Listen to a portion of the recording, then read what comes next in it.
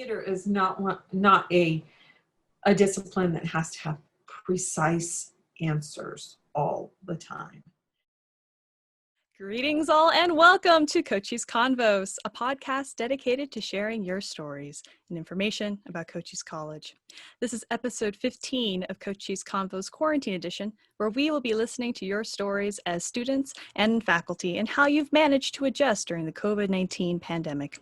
Today, my guest is Lucinda Sage McGordon, who's an Associate Faculty of Arts, Humanities, and Theater at Cochise College, and today she's going to be sharing her experience teaching during the pandemic.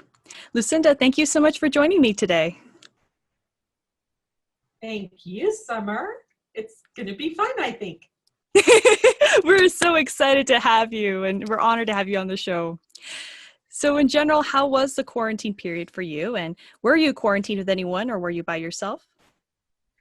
I was with my husband, who's been working from home since near the end of March. I've been home mostly since the middle of March when the college went on teaching at a distance. I am an introvert, so it's been really wonderful for me. I love being home.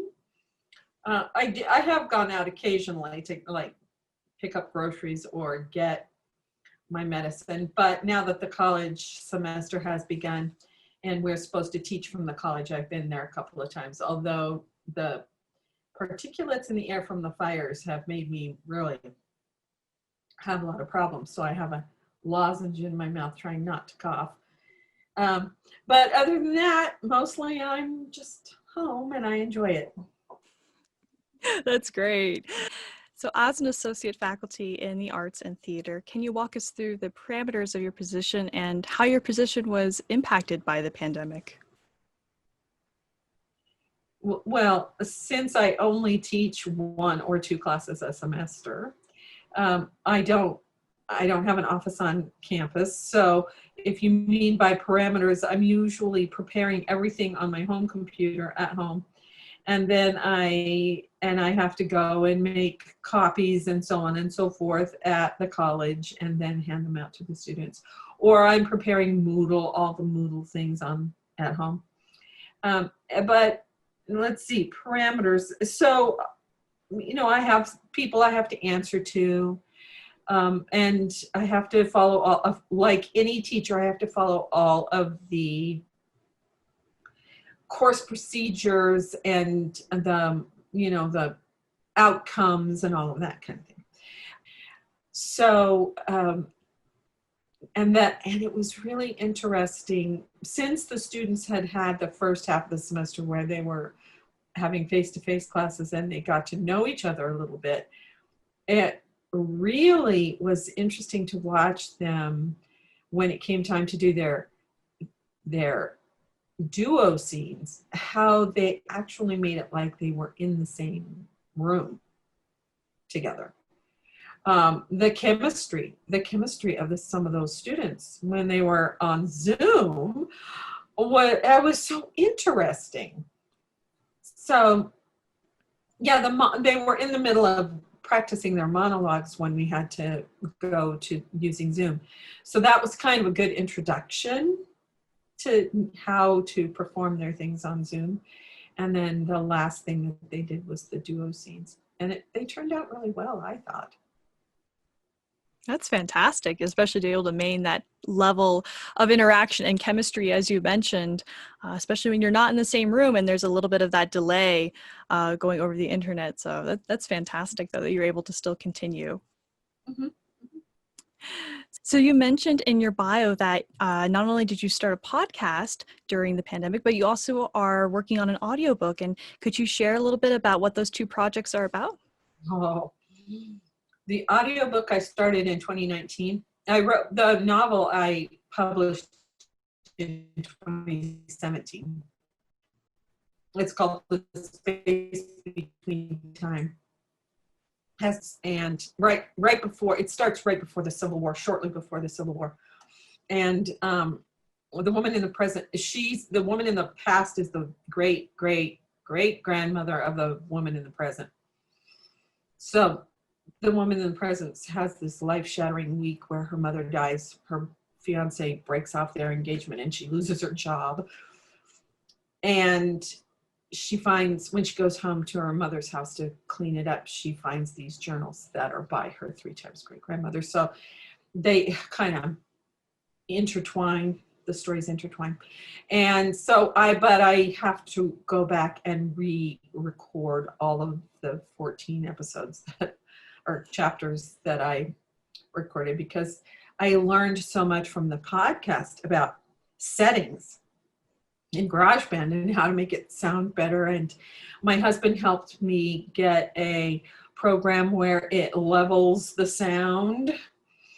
And then I found another one that converts it to MP3. So it's like, oh yeah, I'm going to have to go record those again.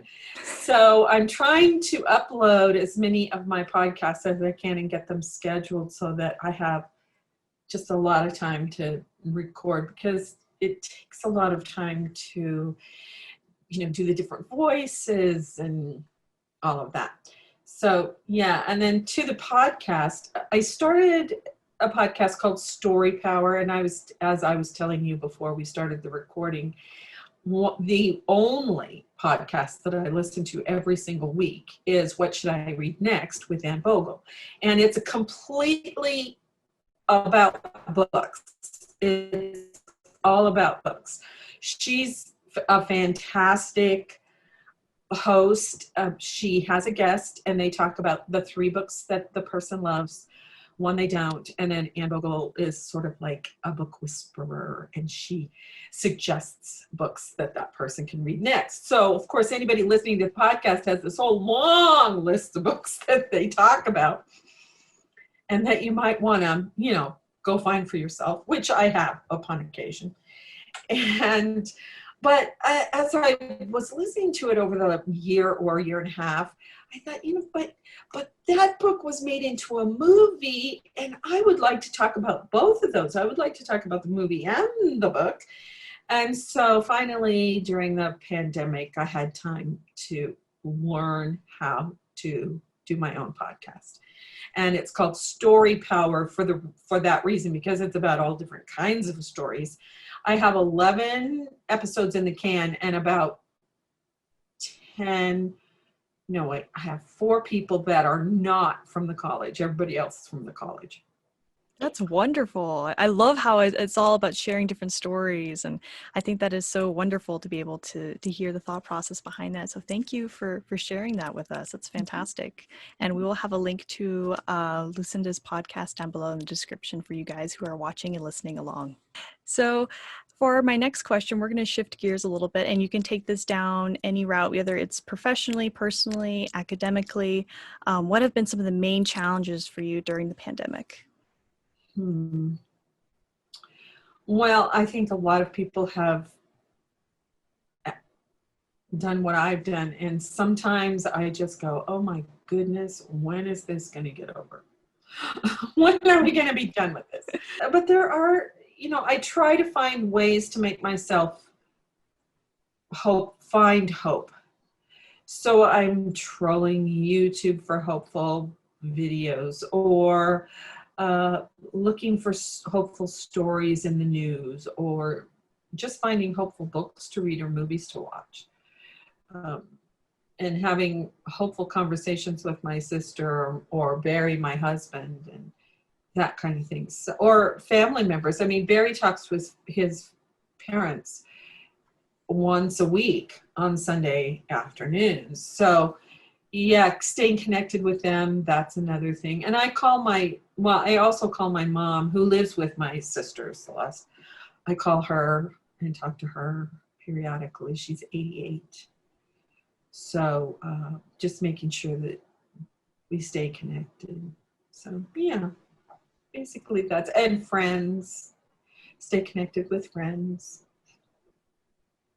That's wonderful. And it is so important to maintain that connection, even though we may be physically distant. And the nice thing is we do have technology at our disposal. And so that's fantastic. Thank you for sharing that. And as a follow-up question, in hindsight, is there anything you would have done differently? Been born in a different time, maybe? There's a Chinese curse that says, may you live in interesting times. And I'm thinking, oh, yeah, I think they must have had 2020 in mind when they, whoever said that must have had 2020 in mind. Because it is very interesting times right now. Absolutely. But no, I can't really say that because I'm a baby boomer. So, I was pretty young when the civil rights movement happened and when all the demonstrations against the Vietnam War happened and when all the assassinations happened. And, so it was like nightly on the news almost. We're watching all this stuff. And recently my husband and I watched Selma, and I just started bawling at when the first time they tried to cross the bridge and the police just started beating them, because it was exactly what I had witnessed on the news when I was, a teenager or preteen. Can't remember how old I was when that happened. So it was the almost exact same images that I remember seeing on the television. So you always live in interesting times, I think. I don't think anybody can ever escape living in interesting times. There's definitely much truth into that, because life is always exciting and dynamic, as you said. Yes, it is. It is. And actually, we would be bored, I think, if we didn't live in interesting times. I would be anyway, because when things happen, I always have to examine how I feel about that, and do I need to adjust my attitude, like the Black Lives Matter thing, and all of the, everything that's going on, the economic inequities and so on and so forth. I have to examine, where did I go wrong in my thinking, or where was I ignorant in my education or my thinking? So that's just me. I love to do that. Some people don't like change. I sort of embrace it. That's great, though, because it definitely gives you a lot of time for that reflection, that self-reflection. And since we are all, quarantined in our homes or social distancing as much as we can, it's a great opportunity to be able to dive into those thoughts and say, hey, why was I this way, or why did I think this? And but that's wonderful, though, that you had the time to be able to do so, and we all had the time to be able to reflect on that. Well, I think we needed it, because I don't know about you, but I was getting very, very tired with the pace of life. Pace of life. I wanted to get off the merry-go-round, and then we did. We all had to. Absolutely. It's nice to have that break, and it really forces us to stop and think and be like, whew, okay, we have time to breathe now. It's not always ideal timing, but it is. Right. Yeah. It is punctual. Yeah. That's fantastic. Yeah. So, Lucinda, it has been a pleasure getting the chance to speak with you today. I have one more question before we wrap up today's episode, and that is, do you have any suggestions for how we should proceed with education post-quarantine and post-COVID? Well, okay, I'm an unconventional teacher. I'm sort of like, I saw a meme of this elementary school teacher who sent out something to the parents, and said, your child will be able to take any test as many times as they want to. If they turn in an assignment late, that's okay. I mean, those kinds of things, that's always how I've operated, because I believe that education isn't just about tests or getting things specifically one way. Theater is not a discipline that has to have precise answers all the time. And I always leave all of my assignments open for the whole entire semester, and students can do them ahead of time. I've had students at the college who have to go TDY, so they can't turn in something on a given specific date because they might be on the other side of the country or something. Yeah, so I just, that's just my style of teaching. I don't do anything where it's written down in black and white and it has to be done that way. That's just not my style. That's wonderful. Does that answer your question? Sure. Yeah, absolutely. That was great. Lucinda, thank you so much for joining us today. And thank you all for watching and listening and tuning in. If you like what you hear, please be sure to give us a thumbs up and press the subscribe button on Cochise College's YouTube channel.